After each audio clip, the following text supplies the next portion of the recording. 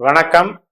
அன்பார்ந்த சுபிக்ஷா டிவி நேயர்களுக்கு உங்கள் ஜோதிடர் ஜெயம்எஸ் சந்திரமௌலியின் பதிவு. இந்த பதிவில் கடக லக்னத்திற்கு ஜூன் மாதம் 8ஆம் தேதியிலிருந்து ஜூன் 30 வரைக்கும் உள்ள 23 நாட்கள் அந்த காலகட்டத்தில் கிரகங்கள் நகரக்கூடிய நட்சத்திரங்கள் வாயிலாக நடக்கக்கூடிய மாற்றங்களை பற்றி இந்த பதிவில் பார்க்க இருக்கோம்.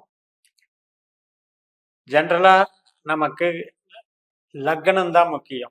ராசி அப்படிங்கிறத விட லக்னத்தை பேஸ் பண்ணி நம்ம கோச்சார பலன்கள், நம்ம அடிப்படை ஜோதிட பலன்கள் எல்லாமே பார்க்கணும். இப்போ இந்த கடக லக்னத்துக்கு சந்திரன் தான் அதிபதி.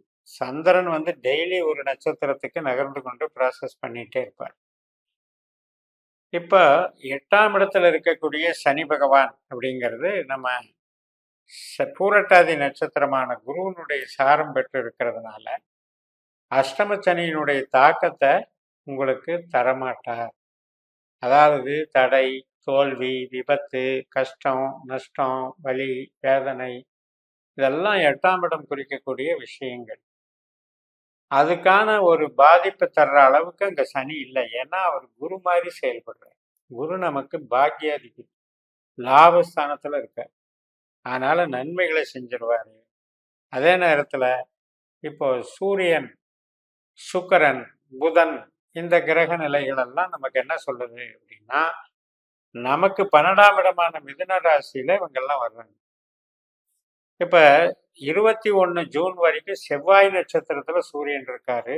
அந்த காலகட்டத்துல கவர்மெண்ட் அஃபிஷியல்ஸ், கவர்மெண்ட் வேலை பார்க்குறவங்க, அதே மாதிரி ஒரு பொறுப்பாக ஒரு பிரைவேட்லன்னா கூட ஒரு இன்சார்ஜாக வேலை பார்க்குறவங்க, ஒரு லீடர்ஷிப்பாக இருக்கவங்க, தலைமை பொறுப்பில் இருக்கவங்க, இவங்களுக்கெல்லாம் ஒரு உயர்வு கிடைக்கும். பதவி உயர்வு, வளர்ச்சி. அதே மாதிரி சொந்த தொழில் செய்கிறீங்களா, நல்ல பலம் கிடைக்கும். Real estate, construction, hardwares, instrument பண்ணுறது, கருவிகள் செய்கிறது, spare parts, automobile industries, even விவசாயம், பூமி சார்ந்த விஷயம், இது எல்லாத்துக்குமே நல்லது பண்ணும். அப்போ 21 ஜூன் 8ஆம் தேதியிலிருந்து 21 ஜூன் வரைக்கும் 13 நாட்கள் நல்ல பலமாக வேலை செய்யும். அதுக்கப்புறம் மிதுன ராசியில விரயஸ்தானத்துல ராகுனுடைய நட்சத்திரத்துல சூரியன் போறாரு. ஆனால் ராகு நமக்கு 9ஆம் இடத்துல இருக்கிறதுனால பெரிய அளவுல விரயத்தை பண்ண விட மாட்டார். அதனால ஓரளவுக்கு பிரயாணம் பண்றது, புது நபர்களை சந்திக்கிறது, புது பாதையில புது ஒரு அனுபவத்தை தேடுறது, இது மாதிரி புது உறவுகளை அமைச்சுக்கிறது, இது மாதிரியான விஷயங்களுக்கு சாதகத்தை பண்ணுவார். இப்போ புதுசாக ஒரு கோர்ஸில் ஜாயின் பண்ணி படிச்சுக்கலாம் அப்படின்னா அதுக்கு சப்போர்ட் பண்ணுவார். வெளியூர், வெளிநாடு போகிறதுக்கு சப்போர்ட் பண்ணுவார். அப்போ இதுக்கெல்லாம் சாதகமான ஒரு அமைப்பாக நம்ம எடுத்துக்கணும். 21ஆம் தேதியிலிருந்து 30ஆம் தேதி வரைக்கும் சூரியன் ராகு நட்சத்திரத்தில் போகிறாரு. புதன் கிரகம் 17ஆம் தேதியிலிருந்து அதே திருவாதிரை ராகு நட்சத்திரத்தில் வர்றாரு. சுக்கிரன் கிரகம் 18ஆம் தேதியிலிருந்து அதே ராகு நட்சத்திரத்தில் வர்றாரு. அப்போ சூரியன் நமக்கு பணம் 2ஆம் வீட்டுக்கு அதிபதி. புதன் செலவு, விரயத்துக்கு அதிபதி. சுக்கிரன் நமக்கு 4ஆம் வீட்டுக்கு அதிபதி, 11ஆம் வீட்டுக்கு அதிபதி. அப்போ இதெல்லாம் எதை குறிக்குது அப்படின்னா, ஒரு பிரயாணங்கள், ஒரு செலவு பண்ணுறதை குறிக்கிறது.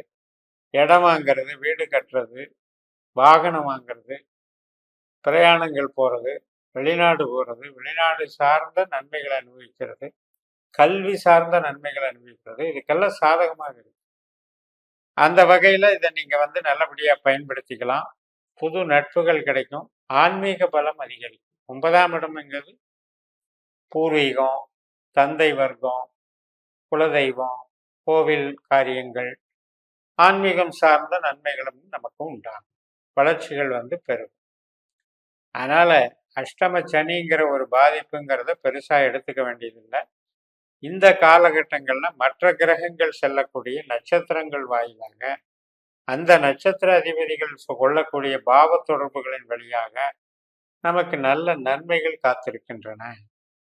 மூளை உழைப்பு, அதாவது ஒரு கன்சல்டிங் பண்ணுறவங்க, கமிஷன் துறையில் இருக்கவங்க, போதனா மார்க்கம் என்று சொல்லக்கூடிய சொல்லி கொடுக்குற இன்ஸ்டிடியூஷன் நடத்துகிறவங்க, இது மாதிரி நபர்களுக்கெல்லாம் சாதகமாக கொண்டு போயிட்டு இருக்கும். அதே மாதிரி கம்யூனிகேஷன், தகவல் தொடர்பு இதெல்லாமே நல்லா இருக்கும். உற்பத்தி சார்ந்த துறையில் இருக்கவங்களுக்கு இப்போ புதுசாக ஒரு இதுகள் பண்ணுறத வந்து 21லேருந்து 30 வரைக்கும் கொஞ்சம் டல்லாக இருக்கும். அதாவது ப்ரொடக்ஷன் லைன் மட்டும் டல்லாக இருக்கும், மார்க்கெட்டிங் நல்லா இருக்கும். அப்போ ஒரு புது ஆர்டர் எடுக்கிறது, புதுசாக வந்து நம்ம ஒரு ஸ்டாக் அதிகப்படுத்துறது, இதெல்லாம் அந்த டைமில் கொஞ்சம் கம்மி பண்ணிக்கலாம். ஸோ ஜென்ரலாகவே லக்னத்துக்கு 10ஆம் இடம், 11ஆம் இடம், 12ஆம் இடம், இந்த 3 இடங்களுமே நமக்கு வளர்ச்சி தான். அதில் 12ஆம் இடம் அப்படிங்கிறது இடம் விட்டு இடம் போகிறது, பிரயாணம் பண்ணுறது, செலவுகள் செய்கிறது, சுப விரயங்கள் இதையெல்லாம் குறிக்கிறதுனால, அது சம்பந்தப்பட்ட கிரக சேர்க்கைகள் நன்றாக இருக்கிறதுனால, ராகுவை போல இவங்கெல்லாம் செயல்படுறதுனால உங்களுக்கு வந்து நன்மைகள் நடக்கும். உறவுகள் சார்ந்த விஷயத்திலேயே நல்லது நடக்கும். ஒரு திருமணம் காரியங்கள், சுப காரியங்கள் வீட்டில், இது மாதிரியான விஷயங்களுக்கும் நன்மைகள் நடக்கும்.